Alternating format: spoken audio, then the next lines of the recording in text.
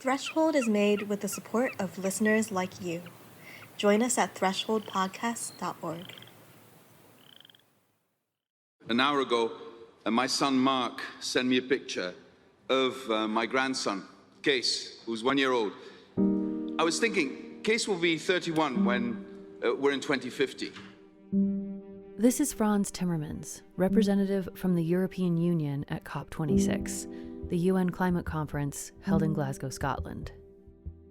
And it's quite a thought to understand that if we succeed, he'll be living in a world that's livable. He'll be living in an economy that is clean, with air that is clean, at peace with his environment. If we fail, and I mean fail now in the next couple of years, he will fight with other human beings for water and food. That's the stark reality we face. So 1.5 degrees is about avoiding a future for our children and grandchildren that is unlivable.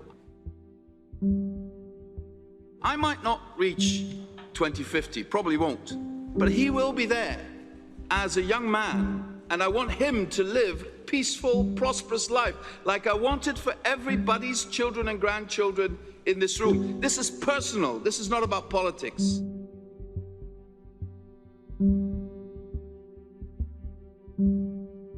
As Frans Timmermans delivered this speech, he was holding his phone up so all the delegates in this big hall could see his young grandson's face projected onto the giant screens at the front of the room. I was in the back of the hall, behind the long rows of people sitting at microphones labeled with their country's names, and I was wondering how these delegates from almost every nation in the world were feeling sitting there. I came to this conference to watch and listen and document, but they were here to act, to do exactly what Timmermans said, preserve a livable future on this planet. How did it feel to be here with that enormous weight on your shoulders, to know that people all over the world are pinning their hopes for a pathway out of the climate crisis on you? Welcome to Threshold. I'm Amy Martin, and it's time to return to where we started this season, the United Nations Climate Talks. The UN climate talks are a lot of different things. They're confusing, they're bureaucratic, they're inspiring and boring and infuriating and exhilarating. They're also the only thing we've got. Currently, this is the only existing structure for dealing with climate change at a scale that matches the problem. That is to say, globally. There are two primary reasons why we need an international system for dealing with climate change. One is physical, the other political. And the physics side is actually the easiest to understand. The atmosphere doesn't adhere to national borders. It's like a well we're all drinking from. And when carbon emissions get dumped into that well, they impact everyone, no matter where they were released. So that's one problem the UN climate talks are trying to solve, getting everyone to agree to stop polluting the well. But the tricky thing is, dumping carbon into the atmosphere makes countries rich. So although it's in everyone's collective interest to keep that atmospheric well water clean, individually, there's a strong incentive to keep emitting. And this is where the politics of the UN climate talks come into play. There's only a certain amount of carbon that we can burn before sending the climate into a catastrophic hothouse state. And some countries have used up a lot more of that carbon budget than others. Countries like the United States and much of Europe that started emitting early and built big, strong economies as a result. At the other extreme are countries that are very small, very poor, or both, that have added almost nothing to the problem. And then there's a shifting pool of emerging economies, countries like China and India that have recently joined the carbon-burning party and aren't eager to leave it. So how do we manage all of these conflicting needs and desires? How can we wean ourselves off of this incredibly powerful form of energy in a way that's fair, and do it quickly enough to save ourselves from catastrophe? These are the questions that make decarbonizing our world the biggest, most complicated, highest stakes group project humanity has ever known. And the UN climate talks are the forum where that project is happening.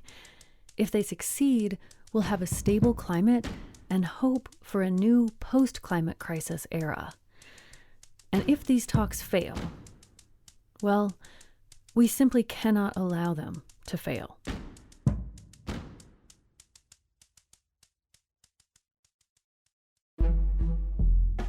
We cannot negotiate with nature. We cannot negotiate with the planet. It's a very long process, and it seems like you're just spinning your wheels, but eventually something comes out of it. Enough of burning and drilling and mining our way deeper. We are digging our own graves. 1.5 is non-negotiable. The safety of my children and yours hangs in the balance.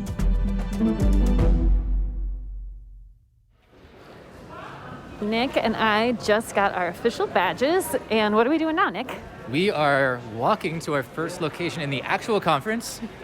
So we're inside, and it feels super exciting to be in the conference. We're officially official. Producer Nick Mott and I have just arrived inside the Blue Zone, the heart of the United Nations Climate Conference, held in Glasgow, Scotland in November 2021. Everybody's masked, everybody's been tested for COVID, and everybody's walking the same direction, and most people are dressed quite nice, including us. We look stunning, if I do say so myself. Very fashionable.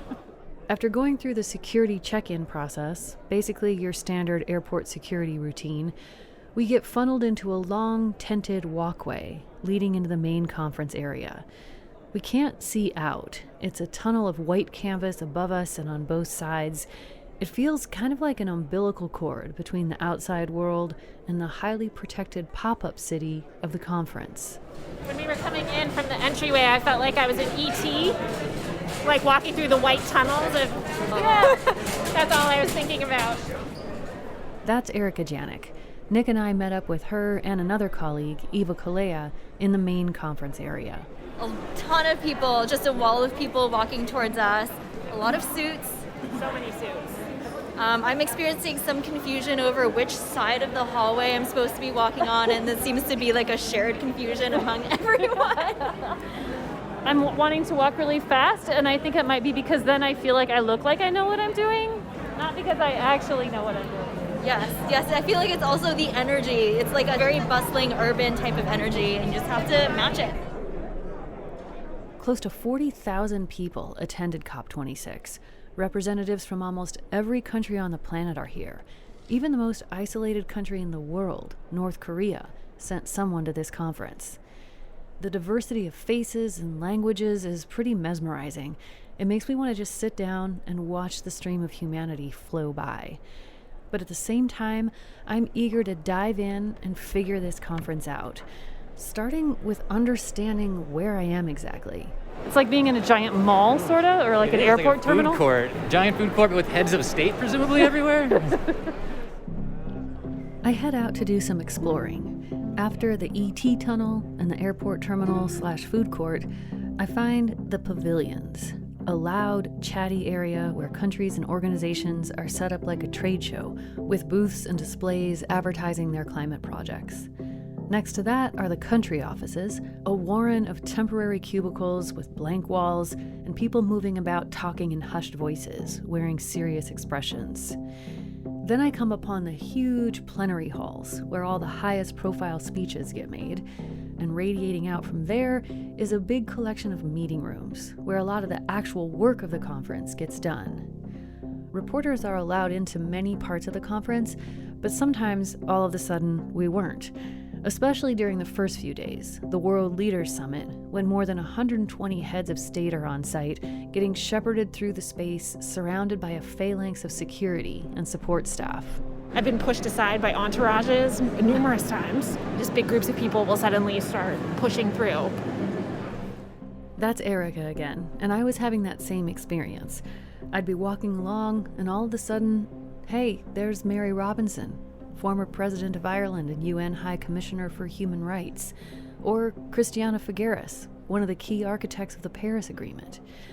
The presence of so many big names helps to underscore the importance of the UN climate talks. But these are not the people doing the bulk of the work here.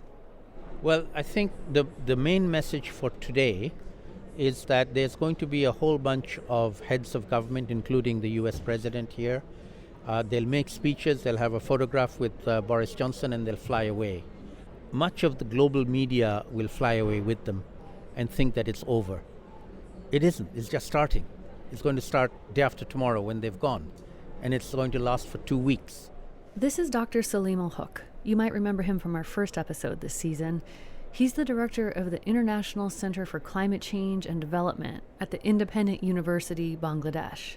I interviewed Salim remotely before the conference, and he'd agreed to let me follow his journey here at COP26.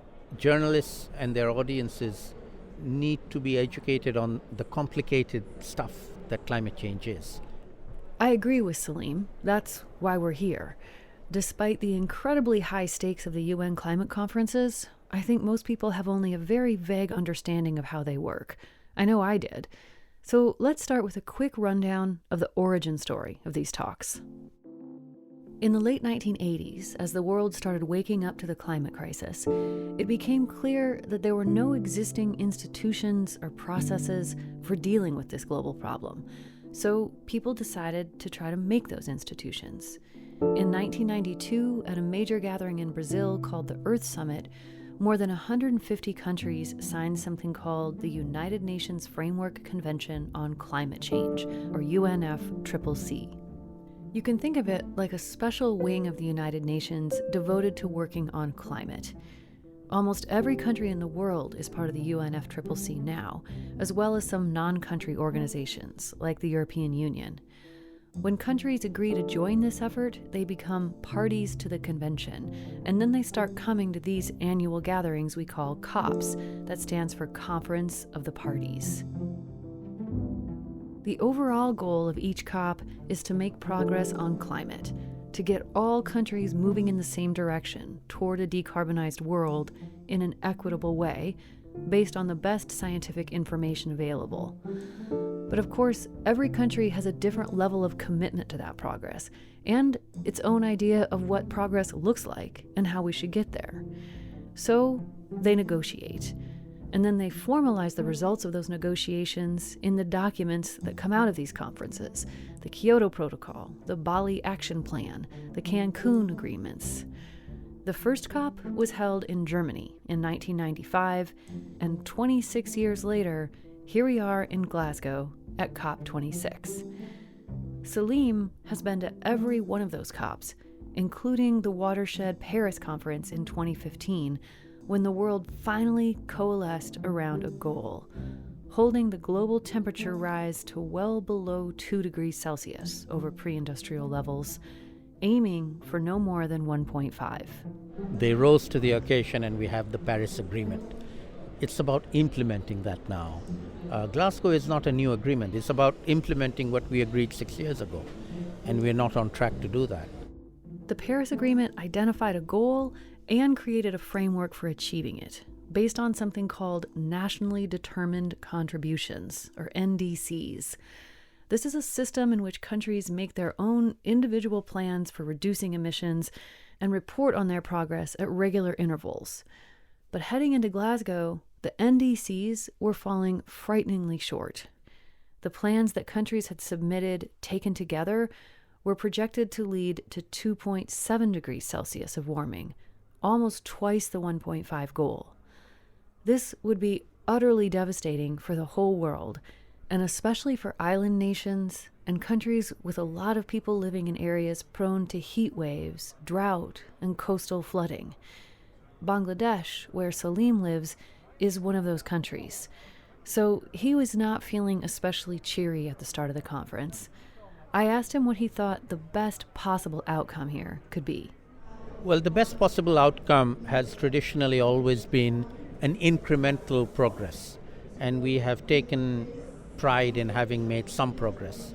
But unfortunately, this is not something that we compare ourselves with where we were last year, and we did a little bit more this year. We have to compare ourselves with the climate. The climate has a say. And the climate is telling us we're not doing enough. This, of course, is not just Salim's opinion. It's a widely understood fact. Here's UN Secretary General Antonio Guterres. The last published report on national determined contributions showed that they would still condemn the world to a calamitous 2.7-degree increase. So, as we open this much anticipated climate conference, we are still heading for climate disaster. Young people know it. Every country sees it. Small island developing states and other vulnerable ones live it. And for them, failure is not an option. Failure is a death sentence.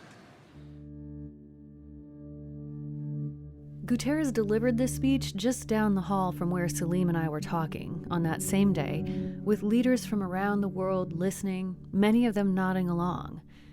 This is one of the things that's so confusing and frustrating about this global climate process. There's broad consensus on what the problem is. We're burning too much coal, oil, and gas, and what needs to be done. Transition to a renewable energy economy as quickly as possible. And yet, carbon emissions keep going up, and so do temperatures. The 6 years since the Paris Climate Agreement have been the 6 hottest years on record. Our addiction to fossil fuels is pushing humanity to the brink. We face a stark choice. Either we stop it or it stops us. And it's time to say, enough. Enough of brutalizing biodiversity. Enough of killing ourselves with carbon. Enough of treating nature like a toilet. Enough of burning and drilling and mining our way deeper. We are digging our own graves. In 1995, when the first COP was held, we had about 360 parts per million CO2 in our atmosphere. In 2021, that number had risen to 416 parts per million. The last time we had this much carbon dioxide in the air was millions of years ago, before we existed as a species. And what that means in terms of our lived experience is watching coral reefs die, seeing the cooling, stabilizing ice around our poles shatter and melt. And it means heartbreaking stories of more and more people killed in dramatic weather-related disasters and slower moving but no less deadly disruptions to our ability to provide for our own basic needs for food, water, and shelter. Antonio Guterres is right. We are digging the grave of human society. And almost every one of the 40,000 people here at this conference understands that. So what is taking so long? After more than a quarter century of these meetings, why haven't we stopped that atmospheric CO2 number from going up? What is the disconnect between the science and speeches and slogans and substantive climate action? We'll have more after this short break.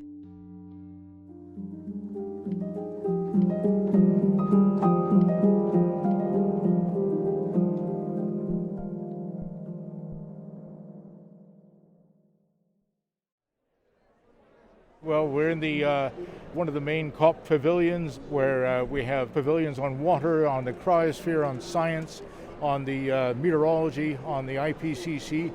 Welcome back to Threshold. I'm Nick Mott, and this is John Pomeroy, a professor and director of the Global Water Futures Program at the University of Saskatchewan. I met him wandering around the pavilions at COP26. This is the trade show part of the conference that Amy mentioned. Booths lure in attendees with free coffee and food, and then try to keep you there with panels and guest speakers. People network and watch talks, and more than anything, learn. It's heaving with people, heaving with scientists and decision makers, and the conversations going on here are amazing. Really excellent ones on what's happening to our oceans, what's happening to our forests, are they absorbing enough carbon, and what's happening to our snow and ice around the world. So who are all these tens of thousands of people that come to COP? People come here for all kinds of reasons. They're not all bureaucrats running from meeting to meeting. And attendees fall into three broad categories. First is party delegates, which means the people actually doing the negotiating, building the climate agreement that forms the heart of COP. And also all the people supporting those people. Second is media, people like me running around the halls with microphones and cameras. And third is everybody else. The UN calls them observers. But if you get access to the Blue Zone as an observer, it doesn't mean you're one thing or part of one kind of organization. Lots of people get in by affiliating with an NGO or international organization. One of those people was Paul Wilson, a Klamath tribal member from Oregon who traveled here with a group called Rios to Rivers. It takes a lot of privilege, a lot of funding, and a lot of logistical support to be able to enter the Blue Zone, to be able to obtain credentials and get a visa and have your travel and lodging paid for to be able to be in this space at all. Once in here, the access to decision makers is uncanny. When I talked with him, Paul had just presented a statement with his group pushing against one technology often advertised as a source of carbon-free energy, dams. Dams disrupt ecosystems and displace communities, especially at the expense of indigenous people, the group argued. A representative of the UNFCCC Secretariat came out of her office to listen to their demands and officially enter the statement into the record. I'm very happy to see you here. Thank you, and I would pass on to the co-president. Great. Thank you so much. Paul had been navigating back and forth between the Blue Zone and the protests and speeches organized outside. Out there, outside the conference gates, he said he felt a real energy and camaraderie with the people trying to make change. To see that visually and immediately in person is always inspirational because I feel less lonely. And then to have to come back into this sterile environment and exchange with world leaders and policymakers, that's a very radical emotional roller coaster to go through. Around 11,000 people are at COP26 as observers. They come from all kinds of groups with a wide array of causes and agendas, from nuclear energy advocates to rainforest experts to researchers from universities. Once inside, observers do typical conference-y meet and mingle kind of stuff. But they can also lobby by scheduling meetings with decision makers. They can serve as watchdogs. They can quite literally observe, watch as the inner workings of COP unfold. I wanted to spend time with one group of observers to see how the conference works from their perspective. So early on in my time at COP, I wound my way through the labyrinth of country offices, through a heavy metal door and into a cramped, thin-walled office, where climate activists in their teens through early 30s were filling every available space of the room. They're members of a group called Youngo, which is dedicated specifically to making sure young people get a voice in the climate negotiations. They have more than 10,000 members all over the world. When I first met up with them, they were wrapping up a meeting where they were coordinating the day's activities. Young people have been some of the smartest, loudest, and most passionate voices on climate in recent years. Most often, this is trying to make change from outside, through protest and activism. Like at COP, this catchphrase from Greta Thunberg caught hold all over the city. No more blah, blah, blah! No more blah! But in the depths of the conference, these young folks were learning how to blah. There were people like Marie-Claire Graff, a fast-talking, strategy-minded Swiss woman who'd been working with Youngo for years and brought prodigious amounts of Swiss chocolate to share with the group. When you start to understand what's going on, and if you actually can make sense of what is going on, and you have the different options at the table, and you can figure out yourself, okay, why do certain countries do this? It's getting super interesting, and I think it's like in a very exciting thriller movie or something like this. And Hita Lakhani, who got passionate about environmental issues after seeing trees taken down to make way for a bigger highway back in her hometown in India. She said this conference is a world of its own, but there's something about it that grabbed her. It's like an addiction. So even though you hate it, you will still be there. It's a love-hate relationship where you know that there is a way to make progress, but you also know the flaws, and then you're just frustrated with it, but you also like it, and you also want to push it, and yeah. And I think I'm one of those people who are now addicted. Once you're in it, you're in it for life, I think. Youth have actually been trying to find a seat at the table at COP since the very beginning of the conferences, more than 2.5 decades ago. But for years, that representation came through a variety of groups working individually. In 2011, Youngo gained official constituency status, which means essentially they serve as an umbrella group for all youth organizations and the official youth voice for all things UNFCCC. The vast majority of observers hustling through the halls are actually broken into 9 of these different constituencies, each representing the main stakeholder groups of the conference. Along with Youngo, there's Bingo for business groups, not the game, Tungo for trade unions, not the thing in your mouth, and Ringo, which makes me think of the drummer in the Beatles, but is actually a bunch of research groups. So for Youngo, getting recognized as a UN constituency was a big deal. It means the UN considers young people as a group that has one of the most important perspectives on climate change. If you're just one group advocating for a specific cause, it's easy for your voice to get lost in the swarm of activity in COP. But Youngo, with hundreds of members at the conference, can operate like a delegation of their own. They can strategize and coordinate, make sure members are getting into the right negotiations. They can split up to make sure their presence is known just about everywhere. The group is pushing for specific agenda items under discussion at COP, things like climate financing that's fair to developing and vulnerable countries, a transition to clean and renewable energy focused on justice that doesn't leave behind the most vulnerable. They participated in panels, watched negotiations, and helped spread the word about the group's Global Youth Statement, a 70-plus page document outlining their policy demands. The statement called for prioritizing justice and inclusion of all kinds, and perhaps unsurprisingly, focused especially on getting more young people involved. But at the same time that they're pushing for change in the actual climate talks, they're also teaching the next generation of climate leaders and activists. This is even in their mission. And part of that training means learning the language of the conference, and that takes a while. Hita Lakhani has been learning the process over several years. Her first time here was COP22, and she said even after she'd gotten a master's in environmental studies, I still had no clue what was happening at a COP. I had never studied about what a conference of parties is. I had never studied about what negotiations are, how these international policies relate to local action, vice versa.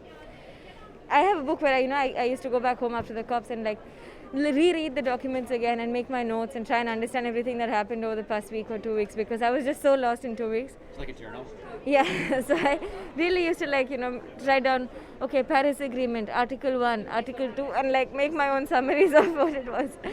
So, I taught my way through it. I sat through negotiations with, of course, friends who sort of guided me through as well, part of the Youngo family. And then the biggest motivation for me to keep coming back was, if this was so new to me, despite having the privilege to be here so many times and still, having so many gaps in knowledge, so many gaps in understanding, I wanted to take this back home.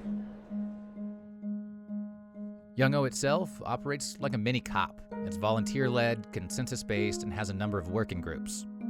At COP, members convened every morning to coordinate and plan. Then they split off, each person tracking specific issues. They jumped between their own cramped office, negotiation rooms, and panels and talks they were involved in. Youngo members like Hita help people newer to the conference get their feet under them and navigate all the jargon. Marie-Claire Graff has also been to several COPs. She's actually served as negotiator for Switzerland. While she's focused on the intricacies of the negotiations at the conference, she says she also leads climate strikes back home. I think it's good to kind of know both ways, and you can also play them nicely strategically. I think it's good to know how systems work, to be able to either change them or to come up with something better, because if you don't understand the system, you can just generally blame it, but it's hard to come up with a better solution if you don't know one. Then very often actually the suggested solutions are exactly what is already there.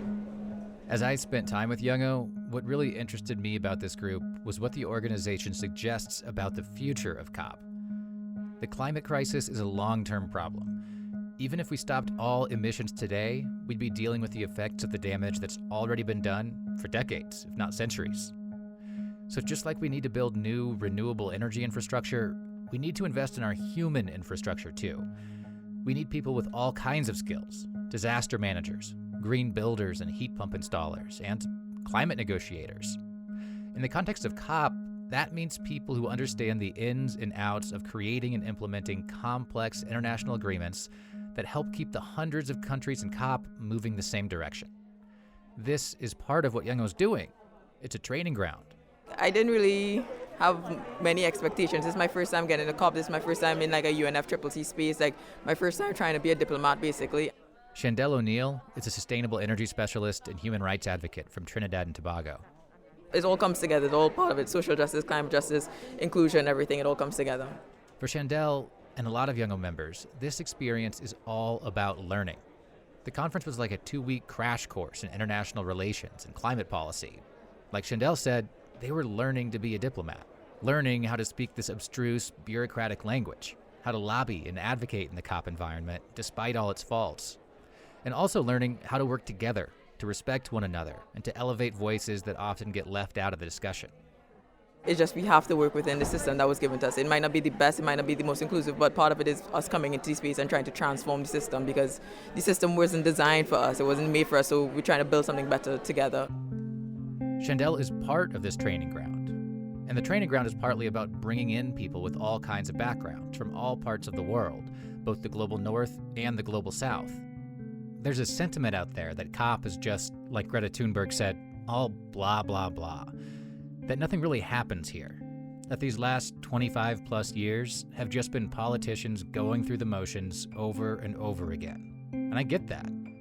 It's something that I felt too going into the conference. And a degree of that feeling still hasn't left me months later. But I think that feeling of hopelessness might depend on how you frame what happens at COP and where change comes from. Is the conference a silo? Is it this kind of impenetrable fortress that generates our climate goals and action? Or do parts of what happened here reflect other conversations that are happening outside its walls entirely? If it's just the former, the silo thing, I think we're pretty screwed. But I do see ways in which the conference has become more reflective of society overall, and Youngo was part of that. They gained a seat at the table about a decade ago. That ingrained in COP the importance of the youth voice on climate change. Other groups, including the Indigenous Peoples Organizations, the Constituency for Indigenous Groups all over the world, have also gained recognition. And I saw actions, events, panels, and talks at COP26 focusing on other voices that have been left out, including perspectives from the Global South and an emphasis on women and gender issues. I certainly still have questions, and I'm not saying these efforts are perfect. But compared to the technical, narrowly science-oriented climate conferences of 2 decades ago, this is a radical shift. One morning, I saw evidence of that change unfold. I was bleary-eyed, looking around for Youngo members, and then I saw Hita and Marie-Claire. Hey! Hi, Nick! How are you? I was coming to find you. Come along with us. We have an interview. I followed them through the crowded hallways, and just outside this big display advertising some company's climate initiatives, Hita and Marie-Claire ran into somebody they knew. Hi! Good to see you! Long time! Am I not disturbing?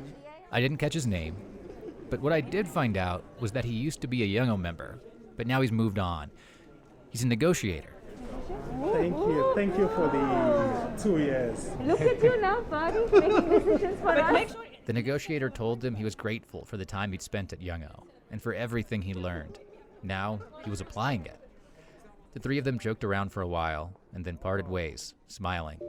Thank you. Awesome. So we'll connect. Thanks for saying Good luck hi. with this. Bye. Here was Youngo's mission put into practice. A member that took what he learned to go on to shape COP from the inside.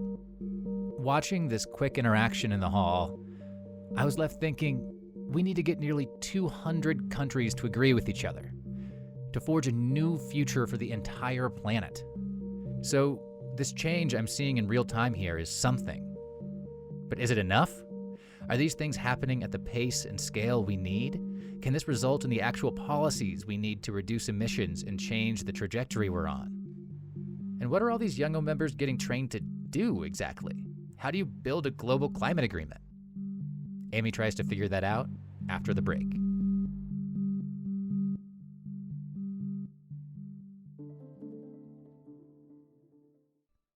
Welcome back, it's Amy again. And now that we've got a sense of the space and who the cast of characters is here, let's dive into the work itself. What are people trying to do here, and how are they doing it? Like Dr. Salim Al-Hook said earlier, the main focus of this COP is implementing the Paris Agreement. Paris laid out the path, Glasgow is about walking it.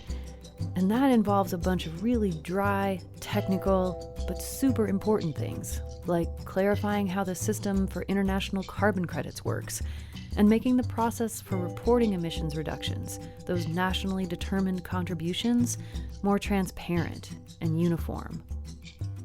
And there's also old business to tend to here. Way back at the 2009 climate conference in Copenhagen, the world's wealthiest countries pledged to pay $100 billion per year to poorer nations to be used for climate mitigation and adaptation projects. This was a recognition that about 10% of countries had generated 80% of the carbon emissions, and that less developed countries deserve support as they try to deal with a problem they had a very small role in creating. But the wealthy countries have never made good on the $100 billion pledge. They keep coming up billions of dollars short. And that has led to a lot of mistrust in the climate negotiations. Here's Salim again. This is a convention to tackle pollution. Pollution by emissions of greenhouse gases, which come from burning fossil fuel and have a very long history. So it's a polluter pay principle here. Not charity, not rich countries helping poor countries. It's polluters paying the victims of their pollution. That's what we're demanding here. That's what the money is for. That's what they promised to give, and they're refusing to give. So there's a bunch of thorny stuff that needs to get hashed out at this COP. Paris Agreement implementation, climate finance, and of course, mitigation. Lowering emissions, decarbonizing economies, with the goal of limiting heating to no more than 1.5 degrees over pre-industrial levels. And all of it needs to happen at once. This is very overwhelming, but also very cool. I love hearing all these different languages. But yeah, it's a lot. It's a lot. It's hard to even know what is going on. That's my colleague Erica Janik again. I found her in the pavilion area on day 2, wandering around looking slightly dazed. And I felt the same way. I mean, the first phase of any conference includes some confusion as you try to get oriented, but I've never experienced anything like the confusion of a UN climate conference. I had done months of research before we went. I interviewed multiple insiders, read countless news stories, watched footage from previous conferences, and studied academic articles which described and analyzed the process. So I thought I was pretty well prepared to hit the ground running. But I wasn't prepared for this. Informal consultation on guidance to the GCF, in parentheses, COP 8C, CMA 8B, and GEF, COP 8D, CMA 8C. I'm standing in front of a big blue screen listing all of the meetings happening that day, including time and location. Screens like this were scattered all throughout the conference area, ostensibly to help keep everyone informed. But when you actually stop to read the text scrolling by, this is what you found. Contact group on CMP 7A report of the AFB. Contact group on CMA 8D matters related to the AF. Joint COP CMA informal consultations. I mean, give me a break. I had come here to watch the world work together to build a climate agreement, to try to solve climate change. But where was that happening exactly? I needed help, and I found it in Dr. Adele Thomas. How many COPs have you been to now? This is my 4th one, so not that many, but still not a newbie. My first one was Paris. Oh, yeah. And I was completely lost then. Adele is a senior fellow at the Climate Change Research Center at the University of the Bahamas. She also works with a global think tank called Climate Analytics. She's a geographer, and she's served as a lead author on multiple UN scientific reports. When I found Adele in the very crowded lunch line, she immediately gave me this important tip. The sausage roll is terrible. It's a vegetarian sausage roll. Like Salim, Adele was in our first episode this season, and she'd also agreed to let me look over her shoulder here as an advisor to the negotiations for the Small Island Developing States, or SIDS. But before we can talk about the details of what she hopes could be achieved at this conference, I need to ask some much more basic questions. How does this work? Because, I mean, it's not just a conference where we're supposed to come together and exchange ideas. We're supposed to actually, like, accomplish something practical. And is that primarily happening in the negotiations? It's happening outside of the negotiations. I'd spoken with Adele a few times on Zoom leading up to the conference, and I'd learned that she has this great half smile that she gives when I ask her a question that has a big, complicated answer that's going to take a lot of explanation. It's a smile that says, "Do you really want to know?" That's the smile she's giving me right now. And I do. In the negotiation room, when there is agreement on something, that's been agreed already. They're just announcing it in there. So that's happened already in bilaterals, or the informal informals, as we call them. Informal informals. Yeah. It's insane. What is an informal compared to just an informal? An informal is in one of the meeting rooms. Everyone is invited. An informal will be maybe just ones that are not agreeing, may come together and try and work on a particular issue. And then just a bilateral or a huddle is even less formal. So it's nebulous, right? It's not like you can watch it being made. Adele and I get our food and get settled on the floor to eat because there aren't enough seats available. And she starts to walk me through the process. Yeah, so on the opening day, which was on Sunday, we agreed on the agenda. The agenda is the holy grail here. It's the list of things that are going to be included in the conversation of this COP. As with the meetings, the language of the agenda is extremely bureaucratic.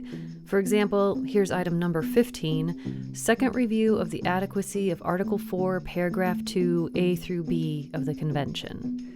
The approved agenda for COP26 is 2 pages long with 19 line items, and Adele says it's pretty much impossible to track them all. There's lots going on, which is why the negotiation times, I think, are from 10 a.m. until 7 p.m. And then outside of those meetings are the other meetings that I talked about. Adele says the best thing to do is to find 1 or 2 agenda items to follow. Her primary focus is item number 7, which reads, Warsaw International Mechanism for Loss and Damage Associated with Climate Change Impacts. For our purposes, you can ignore everything but 3 key words in the middle there, loss and damage. These are climate change impacts that are irreversible, damage that can't be undone, like if one of the islands that's part of your country becomes permanently uninhabitable. We're going to be talking more about loss and damage in our next episode, but as we try to just learn the mechanics here, the key thing to know is that small island developing states and many other countries want the rich countries to recognize loss and damage and pay for it. And the rich countries mostly don't want to. So for loss and damage, which is what I'm following, we have 3 official negotiating sessions. We had one on Monday, we had one yesterday, and we have one on Thursday. And we have to come to some type of agreement by Friday. So those 3 meetings are the official informal meetings. But most of the negotiation takes place outside of that. This is where those informal informals and bilaterals and huddles that Adele mentioned come in. Conversations and debates happening in nooks and crannies throughout the conference area, all aimed at moving the ball forward, line by line, word by word. And what makes it really complicated is that there are many issues being negotiated at the same time, and they're often interrelated. I asked Adele how the different negotiators from a particular country or group of countries keep each other up to date on their progress. Do they just rush in with like, I came from an informal with breaking news, or what? So there's a lot of coordination that needs to go on between the different agenda items. So for instance, what we're looking at in loss and damage is affected by what's going on in finance. And both of those are happening at the same time. And so you have to have communication between your negotiators to make sure that you're staying on the same page. There's a lot of WhatsApp, which has been a savior. But so you point to some of the challenges. So for small delegations, it's hard to be caught up on everything that's happening everywhere, whereas countries with big delegations, they have tons of people, and they can have people even specifically dedicated to making sure that there's communication and seeing how the different pieces fit together. So if you're from a smaller country, maybe you have, like 3 to 5 people, and like they might all be in actual negotiations, and then there's nobody out working the side channels or the back doors as much. Correct. Or there may be following different things and not being able to put the pieces together in real time. And, like having to, at the end of the day, reassess, which may be too late. Just to give you a range of the delegation sizes, Brazil had the largest group at this COP, with 479 delegates. The United States had 165, South Sudan had 34, and the Bahamas had 14.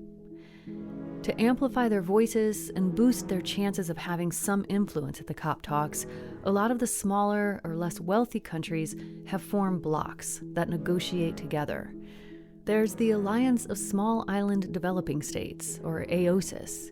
There's the LDC group, the 46 nations defined by the UN as least developed countries. But the rich and powerful nations have formed blocs too. The United States, Canada, Japan, and some other big emitters are part of something called the Umbrella Group. And Brazil, South Africa, China, and India have banded together as the Basic Group. So there are elements of the process here that are reminiscent of what happens in congresses and parliaments all over the world. People form coalitions and map out strategies for trying to advance their agendas. And at the center of it all is a piece of paper, or many pieces of paper really, this document that we call a climate agreement. All throughout the conference, draft text is getting passed around behind the scenes as the various coalitions try to unify their messages. Every single word of this text ultimately gets scrutinized and haggled over. It's a little bit like how legislation gets written in a democracy, but in this case, people aren't just collaborating and arguing with members of their own Congress or Parliament. Climate agreements involve thousands of people from every country on the globe. And when you really think about that, what they're trying to pull off here, it's pretty stunning. These delegates are trying to write a document that meets the approval of representatives from all of the planet's human societies. I can't decide if that's an inspiring testament to our species' ability to cooperate, an exercise in human hubris and folly, or just the hardest group writing assignment ever given. Maybe it's all of the above. Pulling back out to the 30,000 foot level, just in terms of process, it's hard to understand how a bunch of people in this room are doing something that actually ends up leading to progress. Have you had negotiations that you've observed or been part of where you're like, we actually accomplished something here, something was moved forward, even if it was a small thing? So it's a very long process, and it seems like you're just spinning your wheels, but eventually something comes out of it. Now, whether it's worth all of that effort, right? Do we need to go through all of this long thing to get to that point? I don't agree with that, the long process, but I have seen that, some things do make a difference. Yeah. I'm looking for analogies for what this is, and what you were just saying almost made me think of like an anthill. It's sort of impenetrable from the outside, but there's all this like busy activity, and that anthill can get really big, like they are doing something. Am I on the right track at all? Yeah, I think that's a good way of looking at it. And just even thinking of us as ants, which is what I feel like in this COP, like we're all running around trying to figure out where we can be helpful, what we can do. But at the end of the day, we are contributing to something that's bigger than each of our individual inputs. So I think that's a helpful framing. I said a minute ago that there are parts of this process that are kind of like crafting legislation, but there are significant differences too. To start with, the United Nations is not a government. It's a voluntary organization. It can't make laws like countries can. Even the crown jewel of the COP process, the Paris Agreement, is a blend of legally binding and non-binding rules, and not all signatories agree on whether or not it's an international treaty or something else. The question of how enforceable these climate agreements are and should be is a matter of intense debate. That's just another issue that has to be worked out here. Another big difference between the COP process and how legislative bodies work is that there's no voting here.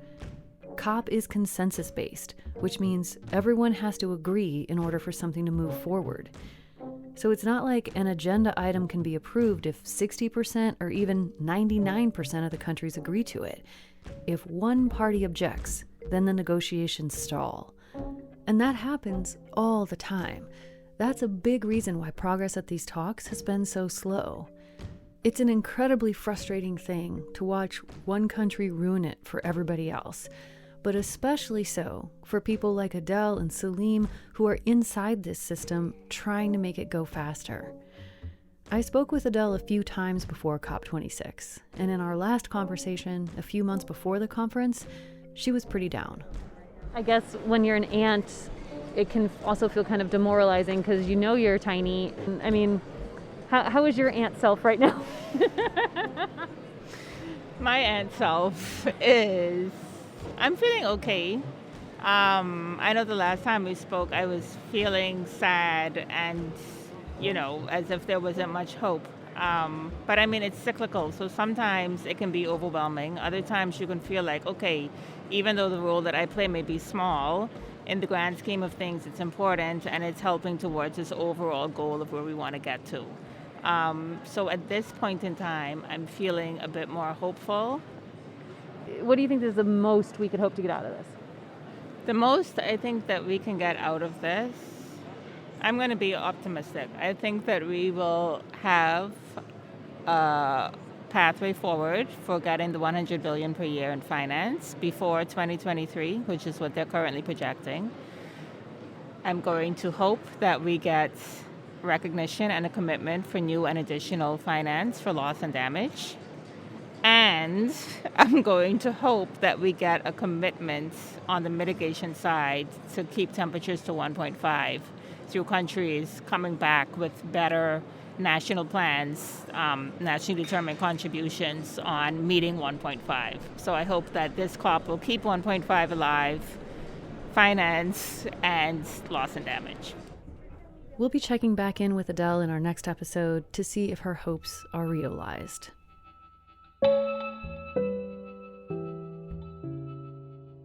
So at this point, I imagine some of you listening might be having a thought that I had, and probably everybody has as they learn about how the UN climate talks work. We have to get rid of this consensus model. It's too slow and cumbersome. The very best it can do is deliver incremental change, and that's a huge mismatch with what the climate crisis demands, which is quick, nimble, strategic responses. But then, if you take the thought of abandoning the consensus model one step further, you have to answer, what are we going to replace it with? And that opens a huge can of worms. Are we going to make the UNFCCC more like a legislative body with elected representatives and bills that get voted up or down? How would that work? What powers should this climate Congress have? And what are the checks and balances on those powers? Tabling the question of whether or not this is even a good idea, and the fact that most, if not all, countries would be opposed to it, just figuring something like this out would also take decades of global meetings. There are other ways to make climate action happen, of course. Individual nations and groups of like-minded countries can and do push forward on their own. And companies, like the ones we profiled in our last episode, can decide to lead instead of resisting the changes we need. But alongside all of these efforts, we still need the global architecture that's emerging through this UN process. We need coordinated planetary action because Earth's atmosphere is the ultimate global commons. It can't be chopped up into mine and yours. It's one contiguous, amorphous, crucial thing. So although the UN climate talks are full of flaws, this is the process we have, and we don't have time to create another one.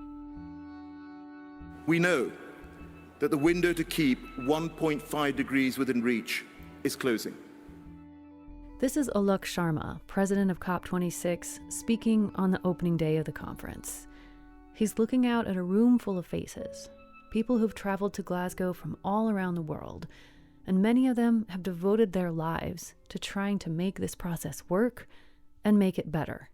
Friends, in each of our countries, we are seeing the devastating impact of a changing climate. And we can only address that together through this international system. The rapidly changing climate is sounding an alarm to the world to step up on adaptation, to address loss and damage, and to act now to keep 1.5 alive. I believe that this international system can deliver. It must deliver. I believe that we can resolve the outstanding issues. We can move the negotiations forward, and we can launch a decade of ever-increasing ambition and action. And that work, my friends, starts today. And we will succeed or fail as one.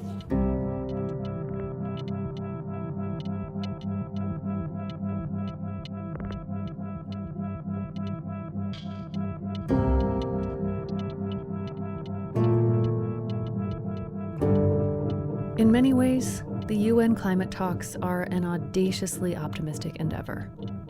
We're trying to do something remarkable. Work together as a species at a scale we've never done before. That's what the climate crisis requires of us, a new level of species-wide thinking, planning, and action. The question is, can we do it?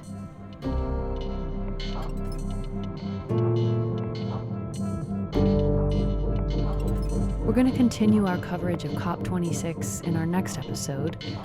Stay tuned.